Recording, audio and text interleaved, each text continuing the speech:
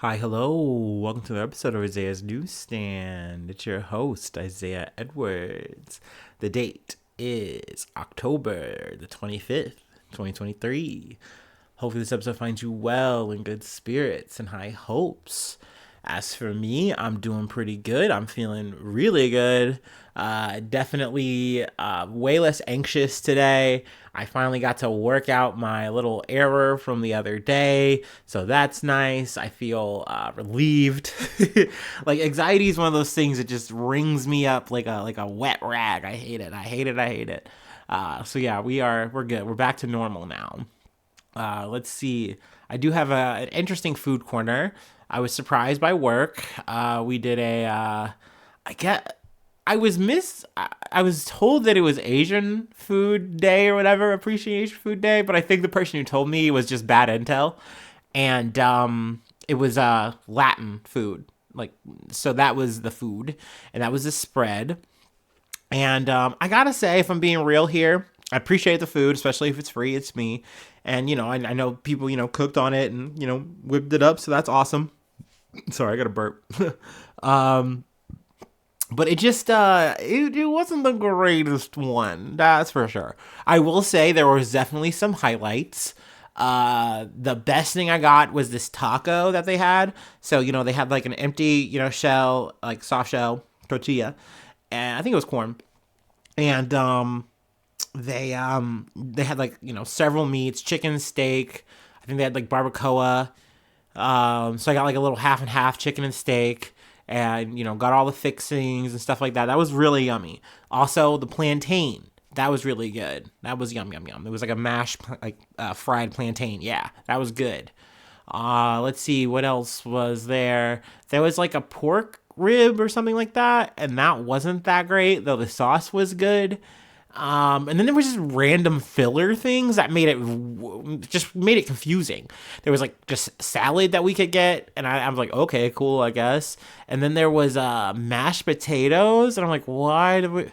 What is this for? What's going on with this? So that was a little weird. But overall, I mean, like I said, free as me. I ate it willingly. But I will say I scammed like 3 tickets and I only used the one. So, I mean, we can say that was for the sake of our diet or what have you. But I wasn't feeling it. Let's see here. There's really nothing else to report.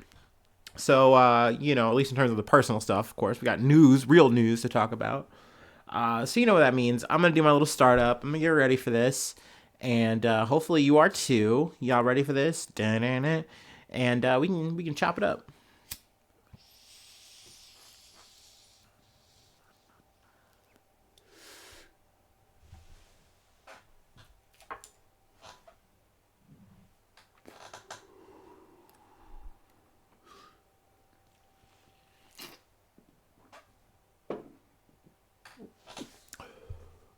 All right.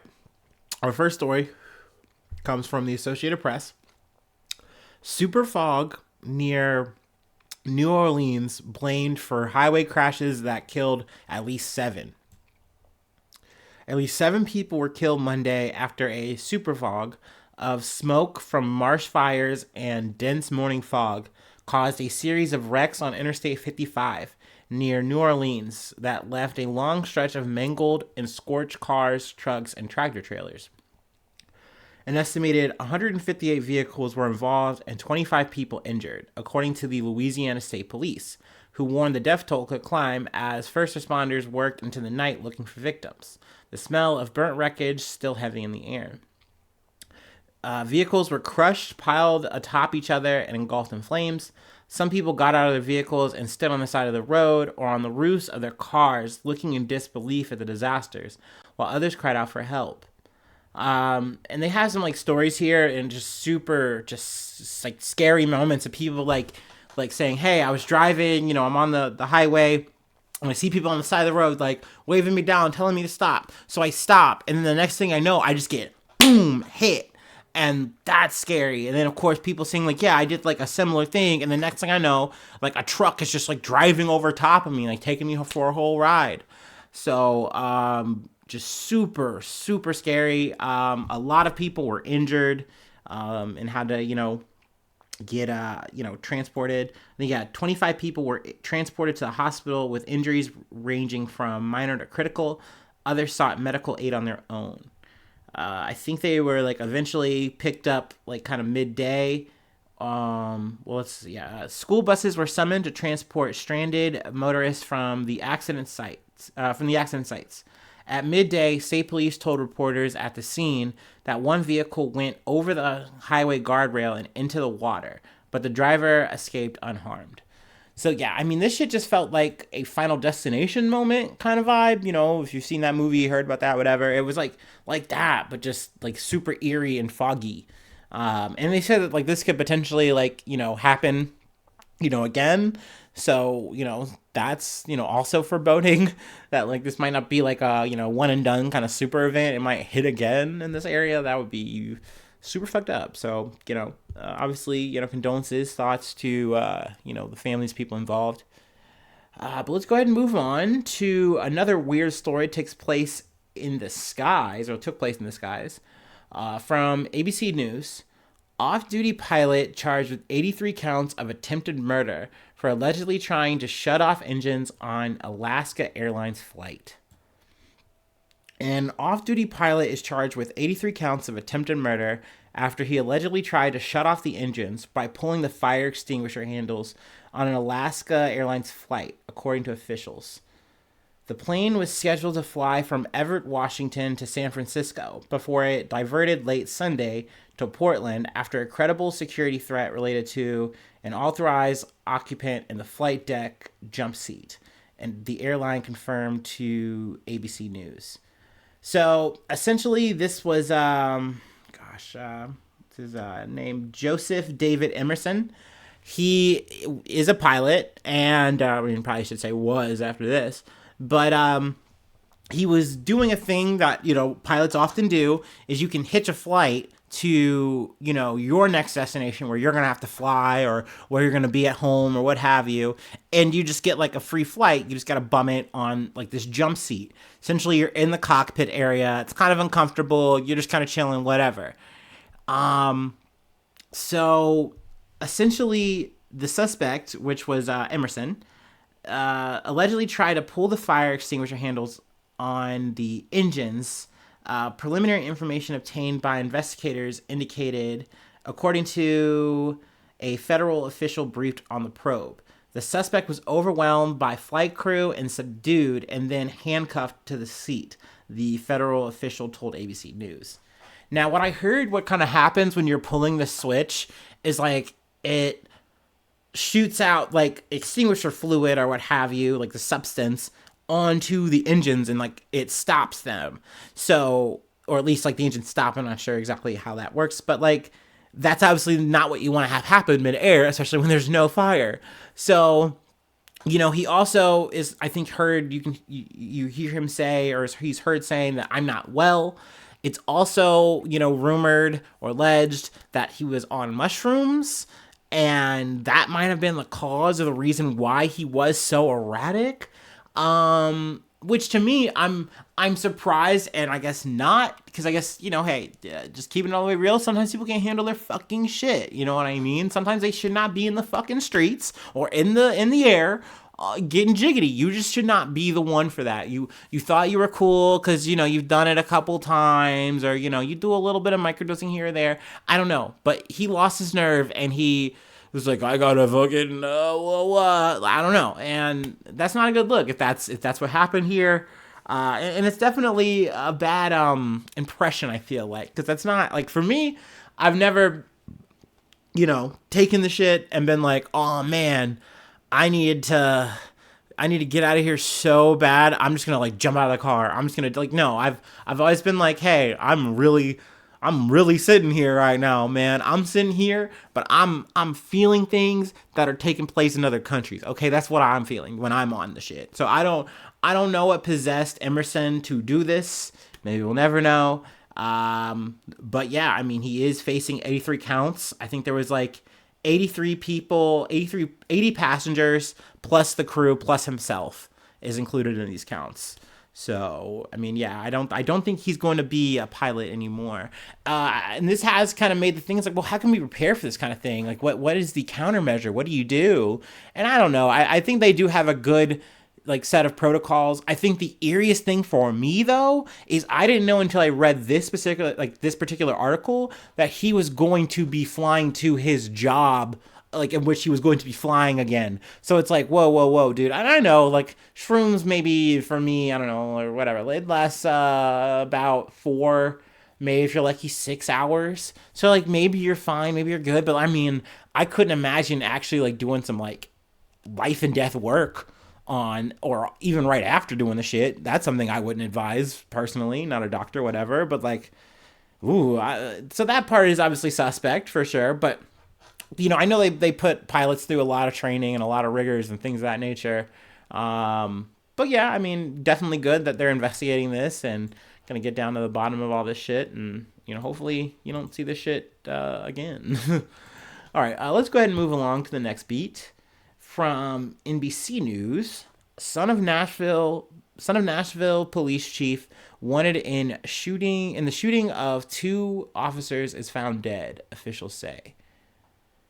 The estranged son of Nashville's police chief, who was wanted in the shooting of 2 officers, has been found dead after a 4-day manhunt, Tennessee officials said Tuesday.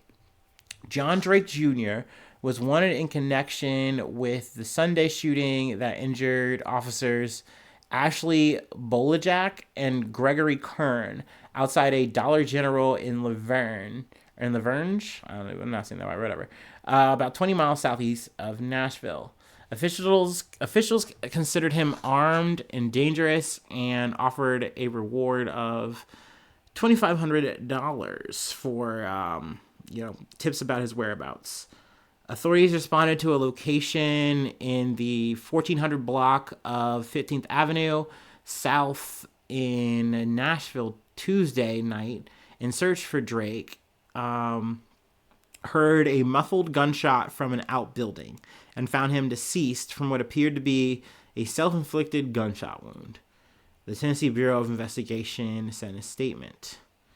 Now, I don't think they've, at least not in this article, have a quote from his father, Chief John Drake. They only reference the one where, it was his estranged son, and he's saddened and shocked that he has resorted to, back to a life of crime because he had already, had a criminal activity. Obviously, I mean, to me, this is unfortunate to hear. It's a loss of life no matter what. Also, the cops are stable. They're fine. They're in, good condition, what have you. But, no matter what, it should be as, upsetting when you hear someone do that kind of shit. It's sad as hell. So, yeah. That is the update, though. That's the news. That's kind of where I got to leave it, I guess. I do have another update I'll cover. This is from the Associated Press. Mike Johnson, a staunch Louisiana conservative, is elected House Speaker as GOP moves past chaos. This time they got it done and won. All right. Republicans unanimously elected Representative Mike Johnson as House Speaker on Wednesday, eagerly elevating a deeply conservative but lesser-known leader to the major seat of U.S. power and ending for now the weeks of political chaos in their majority. Johnson, 51 years old, of Louisiana, swept through on the first ballot with support from all Republicans anxious to put the past weeks of tumult behind them. I don't know why I don't know. There's tumult, whatever. And get on with the business of governing. He was quickly sworn into office, second in line to the presidency. Also, I love that. I love that the speaker is just due up. I love that Nancy Funback Pelosi was technically third on base to become president. And if the 24 scenario went down or something like that. Let's see. Apparently he was low ranked, so, whatever. But he's a grinder, I guess. He's a part of that hustle culture. He helped make legislation or some shit to overturn the election or something, blah blah. So I mean, he's a real piece of work. I don't know. He looks like just like a suburban casual Steve Carell to me. He definitely has like the thin lip mode where like he can do that smile, and I'm like, oh, that's villainous. Like my man's ready to go Joker mode. And I didn't like that, but I mean, it is what it is. I guess yeah, they can get back to work. We can pass that 105 fucking spending bill for Ukraine and Israel so they can get their money for war. Yeah, ooh, we love that. That's so awesome. I'm sure we're totally not going to get any of these fucking provisions for any of these fucking stopgaps on money and shit in the States. Like, I love that for us. I love that this is going to be just a whole new chapter of horrors to talk about. It's good. I'm getting the popcorn ready. Let's see here. Is there really anything else? Also, they gave the attaboy to Patrick McHenry. You did a good job, bud. Thanks for holding it down. Even though, like, we would have been super fucking mad if you were, like, pro temp for the whole year. That would have, like, fucked up everything. We also didn't want anyone moderate. We needed a freak that, like, Donald Trump loved. Also, Donald Trump got fined an extra $10,000 because he just won't stop talking shit in court, like right outside of court. He just can't stop. But he loves the guy. He's apparently a Mike Johnson enjoyer. He's MAGA friendly. Also, we're staying on the Trump line while we just segue on out of here a little bit. I got one more thing to cover.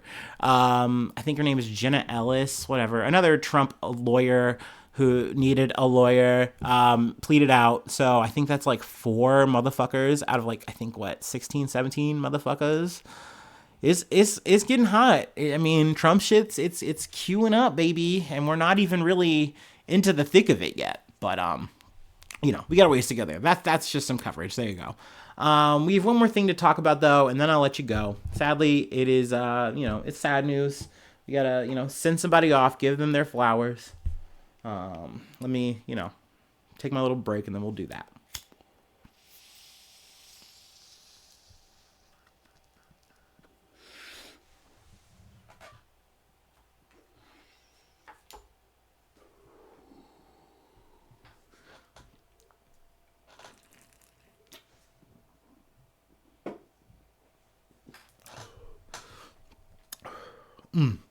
I got this story from the Hollywood Reporter. Richard Roundtree, suave star of Shaft, dies at 81. Excuse me. Richard Roundtree, the ultra cool actor who helped open the door to a generation of black filmmakers and performers with his portrayal of Private Eye John Shaft, the cat that won't cop out when there's danger all about, died on Tuesday. He was 81 years old. Roundtree died at his home in Los Angeles of pancreatic cancer. His manager, Patrick McMinn, told The Hollywood Reporter. He was diagnosed with breast cancer in 1993 and had a double mastectomy. Breast cancer is not gender specific, he said 4 years later, and men have this cavalier attitude about health issues. I got such positive feedback because I spoke out about it, and it's been quite a number of years now. I'm a survivor. So obviously, if you're not familiar with Roundtree's work, he is best known for Shaft. He did 3 Shaft movies. He was amazing. I feel like growing up, that was probably my first big just black male hero lead role that I remember getting to watch as I think around teenager years. Generally my parents let me kind of watch whatever. And those are movies that my dad, who I also have to add, I was raised by a white guy. So, there's a little bit of maybe a weird disconnect there, but that's why it was just so big to me. Just seeing someone like that on the screen, so commanding, so leading, this was a James Bond. But he had just a different swag about him. He was just hit different. It was just real cool. And I would later grow up and learn what blaxploitation films were and say oh yes, this is that. but like there was something about like, hey, this was supposed to be a role meant for a white guy, but the person who was like leading it was like, no, like it has to be Roundtree. He's just way too fucking cool. Also, I didn't know that he was a model. Another big movie he was in was also Roots. I feel like I would be remiss if I did not mention Roots. But yeah, I mean, I would definitely suggest, you know, if you're interested, it does give a good description of his work, his character, who he was. You know, obviously I'm a big fan, and it's, you know, it's a shame to see him go, leave, you know, the stage that is life. But, you know, kudos to him, and I'm super, you know, glad that I got to see him and watch his work on TV, and, you know, that we still have that to this day. That is the beauty of film. But yeah, that's the episode. I got to do a normal shill mode send off this time. Let's see here. Patreon.com/Isaiah News. If you'd like to support the effort, I will dub thee a newsie. I shout you out at the top of the month. And I also plug a project, you know, thing you're doing. Let's see. Free ways to hit me up. IsaiahNews1@gmail.com. I'm on also all of the socials that you're probably on. So you can follow me or the podcast. Hit me up. Send a comment, DM. There you go. I'm hip. I know the things. Let's see. YouTube. Please subscribe to that. Thumbs up mean a lot. Comments, like I said, mean a lot. All the stars, if it's another thing, another app that you're on, that you're using, you know, super helpful, super useful. We love it. But yeah, hopefully I see you soon for some more good news. I love you. Bye-bye. Mwah.